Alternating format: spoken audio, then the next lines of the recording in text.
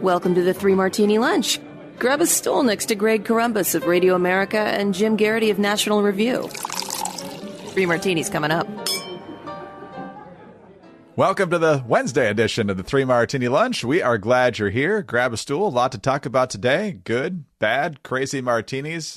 So much happening. So, Jim, we're not quite to the middle of March. We're almost there. We already have, and this is not a huge surprise, some people deciding whether or not they'll run for re-election. It's that time. After the last election is when you decide if you're going to run again, particularly for seats up in the next 2 years. In the U.S. Senate, we've got two Democrats, both kind of surprises, already saying this year, we're not going to run for re-election in 2026. That includes Gary Peters of Michigan and Tina Smith of Minnesota. And then, of course, Mitch McConnell saying he's not going to seek another term from Kentucky. And so today we have another Democrat who is not running for re-election. Jim flagged this because he looked at the campaign fundraising numbers, and when they look really lousy, especially for a long-term incumbent, at the beginning of an election cycle, it means they're either seriously thinking about not running or they've already decided. And when it comes to Jeanne Shaheen of New Hampshire, she made it official today that she will not be running for re-election. Serving the people of New Hampshire, first as state senator, then as governor, and now in the United States Senate, is an incredible honor. New Hampshire is where Billy and I chose to start our family, raised our 3 daughters, and now we're watching our grandchildren grow up. I ran for public office to make a difference for the people of New Hampshire. That purpose has never and will never change. But today, after careful consideration, I'm announcing that I have made the difficult decision not to seek re-election to the Senate in 2026. It's just time. All right, Jim. So Jeanne Shaheen is not running. This leads to a lot of speculation in New Hampshire about who will run. I don't have a real good gauge on the Democrats in that state. I'm sure there are plenty at the state level and maybe among the couple of House members there who would be interested in.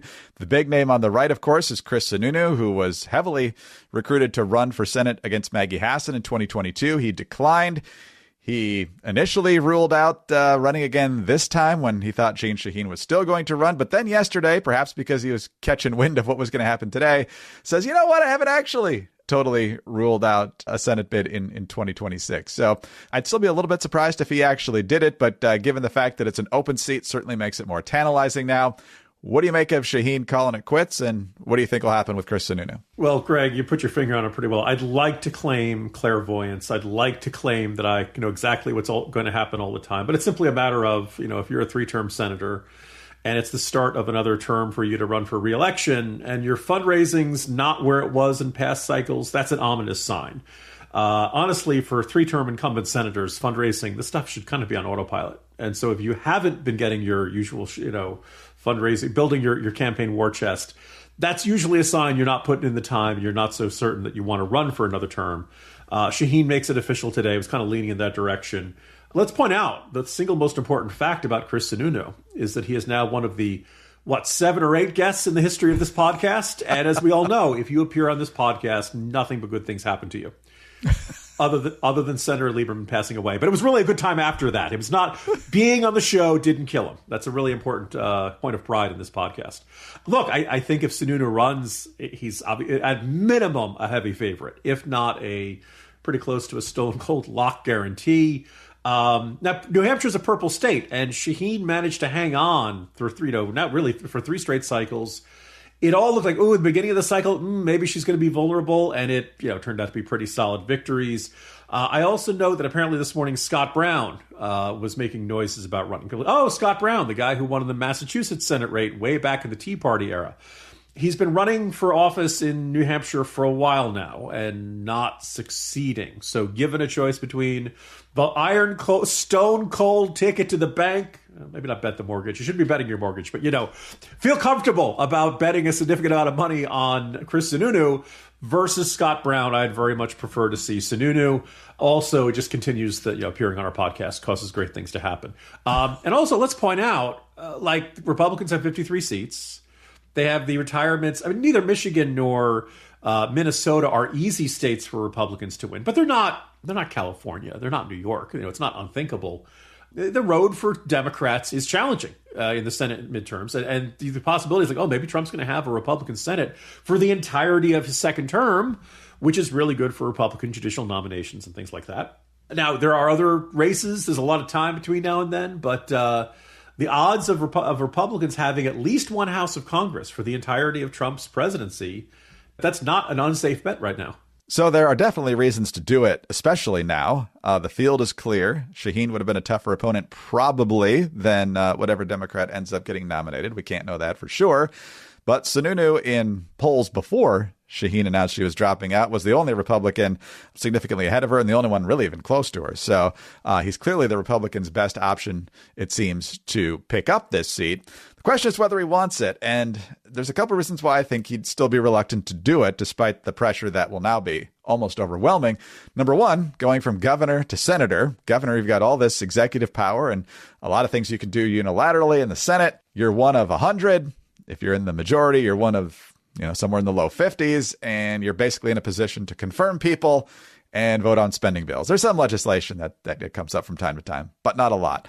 And also, he's just not had a great relationship with Trump over the years. Sununu endorsed Nikki Haley for president last year, and I'm sure Trump hasn't forgotten that. And so if there's someone who Trump considers more loyal or more in line with his thinking, there could be an endorsement in the primary, and that could make life complicated for Sununu. So, well, I think the odds have definitely increased that he decides to get in this race. I don't think it's a done deal at all quite yet. And I'm guessing we'll get an announcement one way or the other relatively soon. But can he parlay a 3 Martini Lunch podcast appearance into a U.S. Senate seat?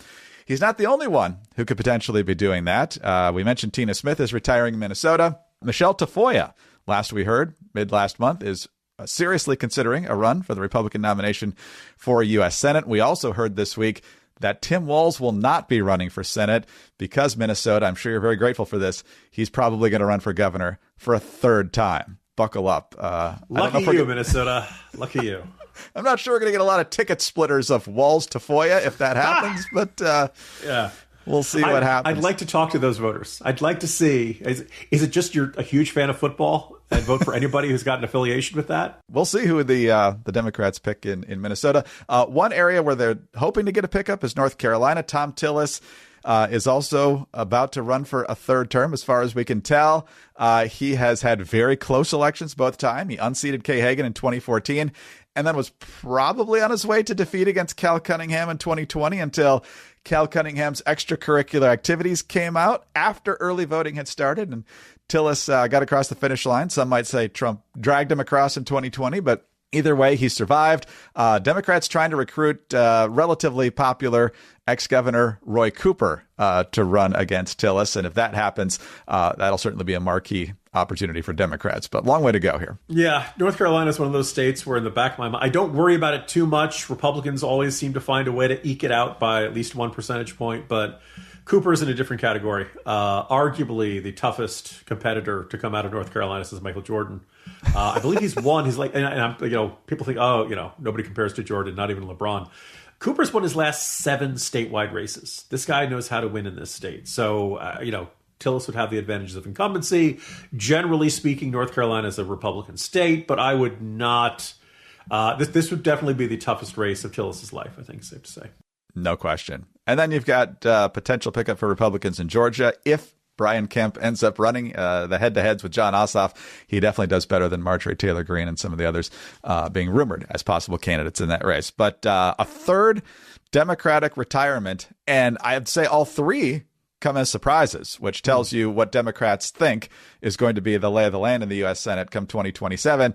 Might be a little narrower, but all three of these people, I think, concluded that it's pretty unlikely that the Democrats will have control of the Senate, and so they're going to go do other things. And so that's good news, too. But you still got to block and tackle and get across the goal line and keep the majority. So very, very interesting in a number of fronts. Fast-growing trees. Just ordered another plant from Fast-Growing Trees, the snake plant. Mrs. Carumba is very excited about this, but it's not just for us. It's for you, too. Did you know Fast-Growing Trees is the biggest online nursery in the United States with thousands of different plants and more than 2 million happy customers. That's because Fast Growing Trees offers a wide selection of plants from fruit and privacy trees to shrubs, all tailored to your climate and your space. With easy online ordering, quick delivery, and expert support, including landscaping advice and their Alive and Thrive guarantee, your plants will arrive healthy and ready to thrive. And the best part is you don't need to have a yard or a lot of space. You can grow lemons, avocados, olives, or fig trees inside of your home, on top of the wide variety of houseplants available. And you don't have to drive around to nurseries or big garden centers. Fast Growing Trees makes it easy to order online, and your plants are delivered right to your door in just a few days. The Alive and Thrive guarantee. If you're unsatisfied with what you get in terms of your plant or whatever you order, they do a really good job with customer service, and they will make it right if you're not completely satisfied. So this spring, get up to 50% off select plants at fastgrowingtrees.com/martini. Plus, use the code Martini at checkout for an additional 15% off your first purchase. Visit fastgrowingtrees.com/martini and use the code Martini. Now's the perfect time to plant. Offer valid for a limited time. Terms apply. fastgrowingtrees.com/martini. All right, Jim, on to our bad martini, and there's certainly an element of craziness in here, too. And as we've talked about before, the U.S. Agency for International Development has been a prime target for DOGE, one of the first targets right out of the gate. The vast majority of personnel are being let go, and Marco Rubio announced the vast majority of contracts are going to be suspended. And so there's obviously been a fierce debate about this in Washington. But now we're learning about orders at USAID to staff to shred and burn. This is from Politico. A senior official at USAID instructed a number of the agency's remaining staff to convene at the agency's now former headquarters in Washington on Tuesday for an all-day group effort to destroy documents stored there, many of which contain sensitive information. The materials earmarked for destruction include contents of the agency's, quote, classified safes and personnel documents at the Ronald Reagan Building in an email sent by Acting Executive Director Erica Carr. Quote, shred as many documents first and reserve the burned bags for when the shredder becomes unavailable or needs a break. Carr instructed staff to label the burned bags with the words secret and USAID B/IO, agency shorthand for Bureau or Independent Office, in dark Sharpie. The email did not provide any reason for the document destruction. So, Jim, under normal circumstances, there is a process for destroying sensitive documents under the right circumstances. This does not appear to be that. This is a get rid of it all before they come in here. So first of all, when I hear the shredder needs a break, that's usually, I thought, something from the filming of the Teenage Mutant Ninja Turtle movies. How much classified information does USAID have? I suppose I can imagine a couple scenarios where you're working in unstable areas and maybe you need updates on, militias or terrorist threats in the area or something. Or but this is not the CIA. This is not NSA, DIA, or any FBI or any of these other, USAID is, not really a national security focused institution. So why do they have all this classified information? That's a question number one. I'm sure some of it's justifiable, but the idea that they have bags and bags of the stuff. Secondly, that they have apparently so much that they expect the shredder to break. That it's going to be more than the shredder can handle. First of all, Doug, you should be going out and finding the best shredder on the market. I don't know if there's a shredder that'll be a sponsor for this podcast, but if they are, we will tout it. Not one of those easy to break down shredders. We need one of those really good, long-lasting shredders. And then the burn bags and all of this. So look, I've been making the argument that Doge is a very good idea that is executed at best unevenly and kind of chaotically. CNN poll out this morning has just 35% of Americans feeling positively about Elon Musk and what Doge is doing right now. I'd like to have monitoring for Ebola at the airports in Uganda. I think that strikes me as an important thing to have. We're marking the 5-year anniversary of when the world shut down because of COVID. I really think disease monitoring is the sort of thing which probably pays for itself in terms of preventing disasters. But it's very hard for me to make those arguments when a whole bunch of people at USAID are saying, whatever we do, we can't let the Trump team know what we were doing. That looks guilty. That looks like you've been up to no good. You've been spending money in all kinds of ways that the U.S. taxpayers would not support and that are not justifiable. So, look, first of all, I don't let them in the building. I don't want to see They don't say, when you see white smoke from the Vatican, you have a new pope. I don't want to see any smoke coming out of the Reagan building down in Washington, D.C. I don't want to see, preserve all that kind of stuff. If you're shredding documents without authorization in the U.S. government, I think it is safe to say that you're up to no good, and you probably should be disciplined in one form or another for that. It is as suspicious as, say, I don't know, Karen Bass having all of her text messages automatically programmed to delete after a certain amount of time. I'm sure it's all on the up and up. I'm sure it's all just, birthday greetings and, hey, have a good time in Ghana and stuff like that. So. Probably not. This is hair on fire. Get rid of it while you can. Everything must go. Hair on fire is if they're not careful with the papers, Greg. Apparently, Michael Jackson moment. Apparently, they only have one shredder. That's the crazy part. You'd think with all this wasteful government spending, that's the one area they kept the budget low. That's what they should. Yes. The other part that bugs me here is that USAID is or was headquartered in large part in the Ronald Reagan Federal Building. If there's a bigger oxymoron than a giant federal bureaucracy building with Ronald Reagan's name on it, I don't know what it is. Oh, you want a bigger oxymoron, Greg? How about having an airport named after him in Washington, D.C. after he fired all the air traffic controllers? Yes, there was a big naming binge for Reagan in the late 90s. That's when the airport got renamed. I think that's when the federal building happened too. I love Reagan and I love seeing things named after him, but I feel like they should be more appropriate to his record than the things he opposed, especially the Leviathan of the federal bureaucracy. But the only upside, Greg, is if you fly from Washington to Houston, you're going from Reagan to Bush. Or Grand Rapids, Gerald Ford. On a really bad day, your plane gets diverted to Harry Reid. They really named the Vegas airport after him? Yeah. Yes, all the gangsters would have been a better choice. Wasn't there some showgirl we could have named, Las Vegas after? Elizabeth Berkley International Airport. Oh gosh, should be like Wayne Newton or something, some Vegas institution who's not completely sullied. I'd even settle for Celine Dion. Serious.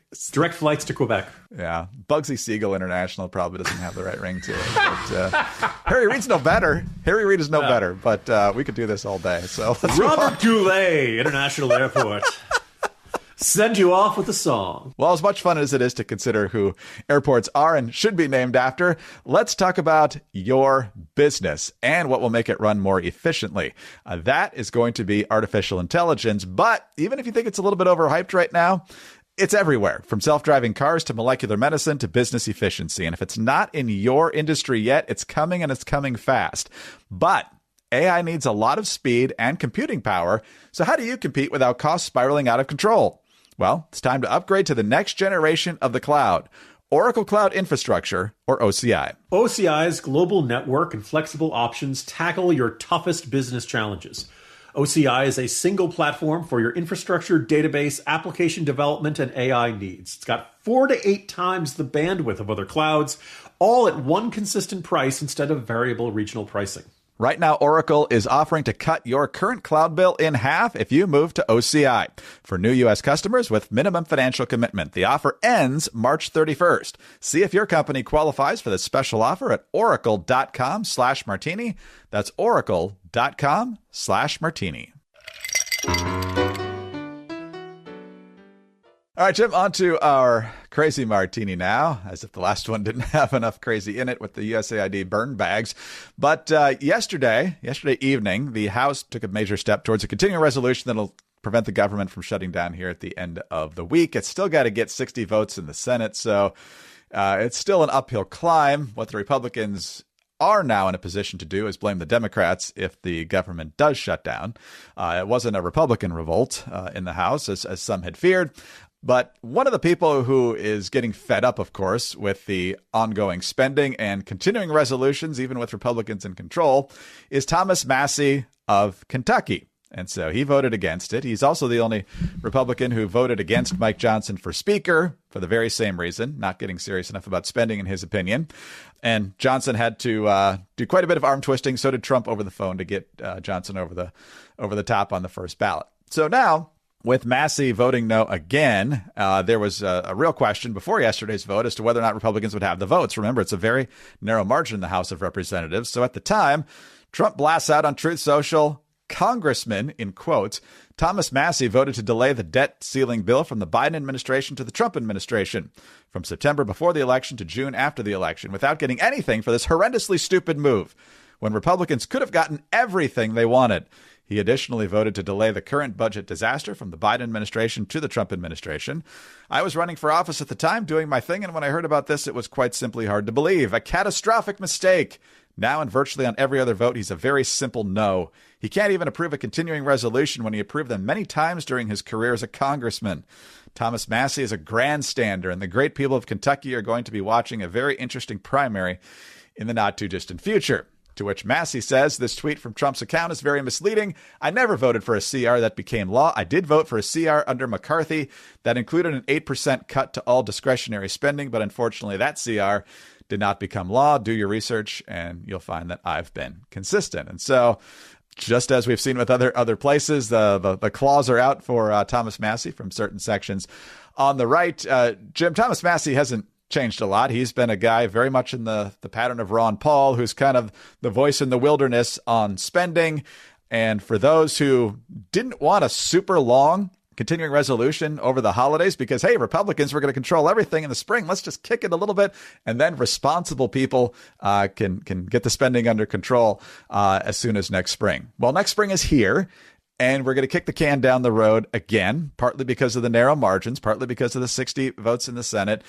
Trump could have made those arguments, but instead he's blasting the guy who is trying to get government spending under control while he's claiming to be the president trying to get government spending under control. So a better argument on what's actually at stake here, I think, would have been a lot better. Yeah, look, listeners of this podcast will recall most of the time, as a squish, I'm on the side of the so-called establishment. I believe that the Republicans never win government shutdown fights. There really are no winners out of government shutdown fights. And I thought it was kind of absurd for the House Freedom Caucus and folks like Massie to be holding out for a better bill when, the Democrats controlled the Senate and Joe Biden was president. He just didn't have the leverage. There was just no way you're going to get it. Shutting down the government's not going to work well for you. I am coming around. I think Massie's got a fair point to say, look, you told us we couldn't do it until we couldn't get anything done until we had a Republican Senate, Republican president. Okay, now you got that. And then right around towards the end of the year, right before the Trump took office, well, we don't have the leverage to do it now, but we'll kick the can down the road. We'll do it a little bit later. We'll do it in spring. Well, here we are in spring. We've got all this stuff here, and the continuing resolution for the next 7 months, I believe, is to keep spending levels at current levels. First of all, the whole DOGE operation is supposed to be reducing government spending. So why are we keeping government spending? I know in Democrat minds, keeping government spending flat is a cut. And we've all had this argument about slowing the rate of increase counts as a cut, wink, wink, that kind of thing. But it just kind of seemed, I think Massie has a point to say, hey, when do we actually get around to actually cutting spending? You keep telling me to wait, and you keep telling me to wait. Well, now here we are. We have, yes, it's a small House majority, and I get Trump's frustration. But he did kind of imply that, okay, we'll take care of this once I'm president. And now he's president, and they're kicking the can down the road again. Now, some of this is because they haven't gotten the appropriations bills passed. The appropriations bills, in part, don't always get their stuff passed because the House Freedom Caucus doesn't like it.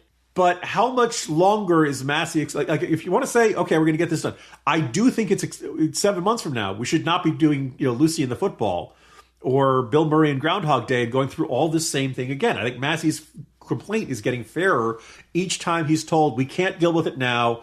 Vote for this big spending bill. I know it's not what you want, but we're going to get him next time. Well, it is next time. We keep getting to next time. And the message is always, well, we'll get him next time. And the thing is, if you're Trump, this is nothing new. And look, if it's anything we know from Donald Trump's history, is he really can't stand grandstanding. He really believes that everyone should be quiet, calm, decorous, and just, keep your temper in check. That's the most important. Maybe Massie's grandstanding, but I think I relate to him now. I think he's he's been really patient, and it feels like that patience is wearing thin. And if you want Massie to stop complaining, give him some spending cuts to point to. And yes, DOGE is nice, but basically the money has already been allocated to these departments. Now the question is, what are you going to spend it on?